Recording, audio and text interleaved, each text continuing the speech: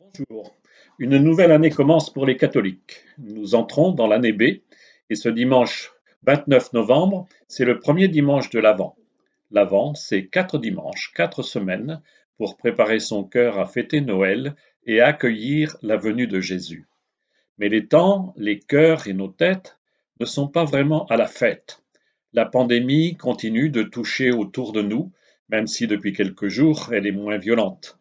Nous pouvons de nouveau célébrer la messe le dimanche, mais nous sommes limités à 30 fidèles, quel que soit l'espace. Bienvenue au royaume de l'absurdie.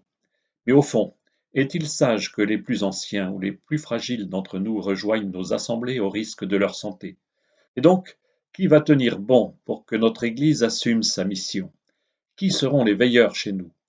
La méditation des textes de ce premier dimanche de l'Avent peut nous aider à discerner et à choisir comment vivre concrètement l'appel de Jésus dans l'Évangile. Prenez garde, restez éveillés.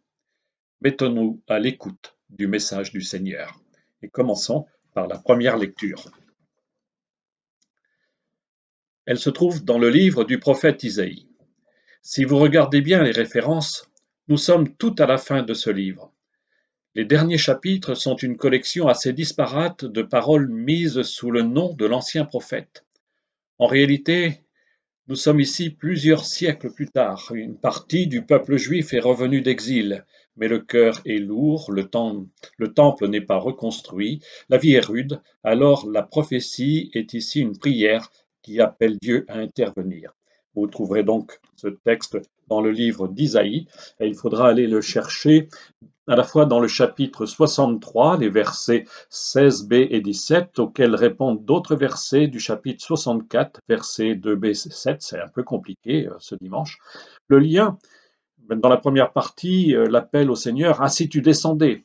Et la réponse, quelques chapitres plus tard, en réalité, « Voilà que tu es descendu ». Lisons donc cette prière de la première lecture de ce dimanche. C'est toi, Seigneur, notre Père, notre Rédempteur depuis toujours, tel est ton nom. Pourquoi, Seigneur, nous laisses-tu errer hors de tes chemins? Pourquoi laisser nos cœurs s'endurcir et ne plus te craindre? Reviens à cause de tes serviteurs et des tribus de ton héritage. Ah, si tu déchirais les cieux, si tu descendais, les montagnes seraient ébranlées devant ta face. Voici que tu es descendu. Les montagnes furent ébranlées devant ta face. Jamais on n'a entendu, jamais on n'a ouï dire. Nul œil n'a jamais vu un autre Dieu que toi agir ainsi pour celui qui l'attend. Tu viens rencontrer celui qui pratique avec joie la justice, qui se souvient de toi en suivant tes chemins. Tu étais irrité, mais nous avons encore péché et nous nous sommes égarés. Tous nous étions comme des gens impurs et tous nos actes n'étaient que linge souillé. Tous nous étions desséchés comme des feuilles et nos fautes comme le vent nous emportaient. Personne n'invoque plus ton nom, nul ne se réveille pour prendre appui sur toi.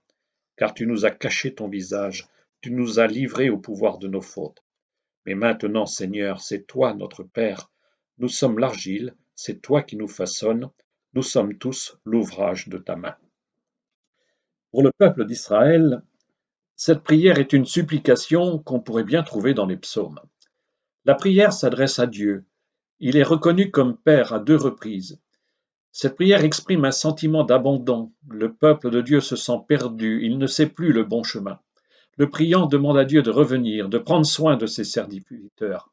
Ah, si tu déchirais les cieux, si tu descendais, autrement dit, Dieu, sors de ton ciel, viens à notre secours, comme tu es descendu autrefois. Dans la prière, on reconnaît que la colère de Dieu et son absence sont justifiées. Nous avons péché, et le plus grand péché se dit ainsi, personne n'invoque plus ton nom. Les gens n'ont plus confiance en Dieu. Le constat de cette vieille prière juive résonne étrangement aujourd'hui.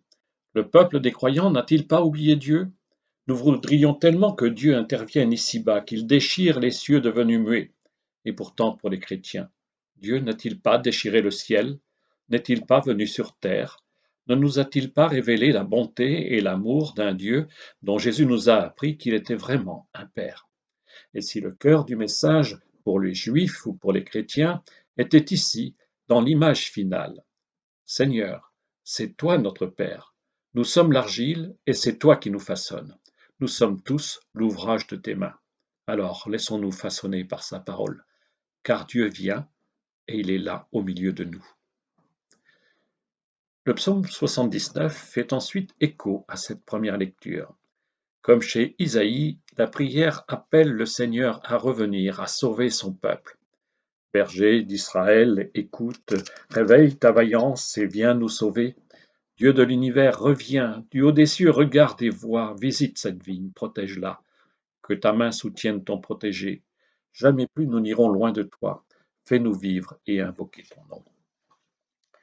Maintenant, prenons le temps de voyager dans la deuxième lecture. Elle est extraite de la première lettre de Paul aux Corinthiens. C'est l'une des plus anciennes lettres de l'apôtre et nous avons ici le tout début de la lettre. Après avoir salué la jeune communauté grecque, Paul rend grâce à Dieu pour tous les fruits que Dieu a produits chez eux. C'est cette action de grâce, cette prière quasi eucharistique que nous entendrons ce dimanche dans la deuxième lecture. Il faut donc aller chercher dans la première lettre aux Corinthiens, et ça se trouve au tout début de la lettre, à partir du verset 30, du verset 4 jusqu'au verset 9. Je vous lis ce texte. Je ne cesse de rendre grâce à Dieu à votre sujet pour la grâce qu'il vous a donnée dans le Christ Jésus. En lui, vous avez reçu toutes les richesses, toutes celles de la parole et de la connaissance de Dieu, car le témoignage rendu au Christ s'est établi fermement parmi vous. Ainsi, aucun don de grâce ne vous manque à vous qui attendez de voir se révéler notre Seigneur Jésus-Christ. C'est lui qui vous fera tenir fermement jusqu'au bout, et vous serez sans reproche au jour de notre Seigneur Jésus-Christ. Car Dieu est fidèle, lui qui vous a appelé à vivre en communion avec son Fils Jésus-Christ, notre Seigneur. La prière de Paul est une action de grâce. Littéralement, d'après le mot en grec, une eucharistie. C'est plus qu'un simple merci. C'est le cri du cœur de celui qui reconnaît avec bonheur que Dieu est là et qu'il agit dans sa vie. Dieu donne sa grâce avec profusion. Écoutons encore les paroles de Paul. Je ne cesse de rendre grâce à Dieu, en lui, c'est-à-dire en Jésus. En lui, vous avez reçu toutes les richesses, toutes celles de la parole et de la connaissance de Dieu. En ces jours où nous avons été privés de la messe et de la communion à son corps, il nous est bon d'entendre ici que Dieu ne nous laisse pas tomber. Avec les Corinthiens, reconnaissons que Dieu nourrit son peuple d'abord par sa parole, qu'il nous est possible de connaître Dieu en écoutant et en méditant sa parole. Nous sommes appelés à vivre en communion avec son Fils en mangeant la parole de Dieu, selon une belle image du livre d'Ézéchiel ou du livre de l'Apocalypse et pas uniquement en recevant son pain de vie dans l'Eucharistie. Apprenons, nous catholiques, à vivre de sa parole, à en faire notre pain quotidien, et comme Paul, à rendre grâce au Seigneur pour les dons qu'il nous fait en nous parlant.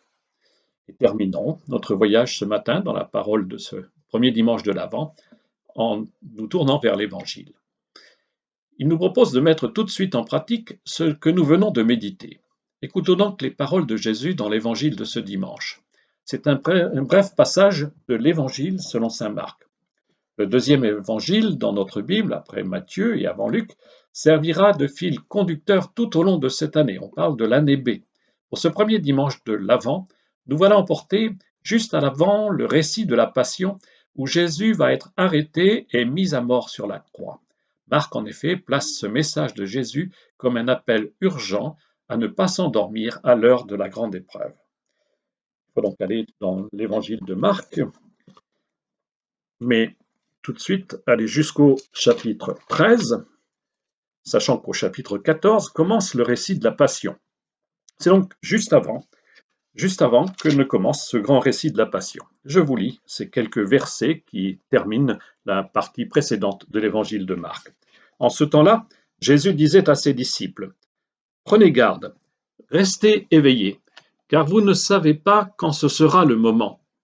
C'est comme un homme parti en voyage. En quittant sa maison, il a donné tout pouvoir à ses serviteurs, fixé à chacun son travail, et demandé au portier de veiller. Veillez donc, car vous ne savez pas quand viendra le maître de la maison, le soir ou à minuit, au chant du coq ou le matin. S'il arrive à l'improviste, il ne faudra pas qu'il vous trouve endormi. Ce que je vous dis là, je le dis à tous, veillez. » Si Marc place ces paroles de Jésus tout juste avant le récit de la Passion, ce n'est pas un hasard. Les mots de Jésus ici sont presque ceux qu'il prononce dans sa prière à Gethsémani. C'est là, vous savez bien, qu'il a emmené ses disciples le dernier soir, le soir où il va être trahi par Judas et arrêté.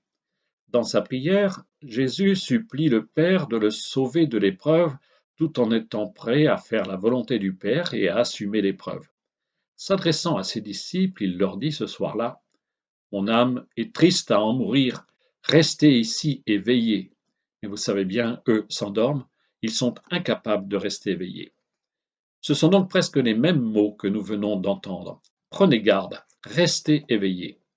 Comment recevoir cet appel de Jésus pour ce temps de l'Avent? Jésus ne nous promet pas une assurance tout risque. Il s'est absenté pour un certain temps et il nous a confié les clés de sa maison. Chacun a son poste de garde. Tout militaire qui s'est trouvé en situation de conflit et de danger sait l'importance du veilleur. Il est celui qui protège contre l'irruption de l'ennemi dans la nuit. N'en est-il pas de même dans la vie spirituelle? Elle est un combat, et l'ennemi c'est le mal. Tout baptisé est un veilleur qui ouvre les yeux dans la nuit du combat spirituel. Rester éveillé, c'est savoir nommer et reconnaître le mal. C'est aussi guetter l'horizon et apprendre la patience car le Seigneur vient. Nous entendrons cette parole tout au long des 4 dimanches de l'Avent. Dans ces jours de pandémie qui mettent à mal le lien entre nous, voilà que le Seigneur nous le rappelle. Chacun doit rester à son poste et assumer sa mission pour le bien de tous. N'est-ce pas s'endormir si chacun se replie sur sa solitude et perd pied avec ses frères? Mais n'est-ce pas rester éveillé si malgré la distance, nous prenons soin les uns des autres?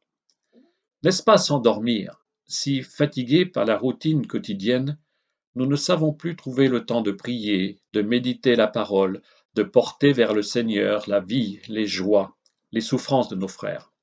Mais n'est-ce pas rester éveillé si chaque jour, comme Jésus à Gethsémani, nous portons vers Dieu nos louanges et nos demandes pour nous, pour nos familles, pour tous nos frères humains?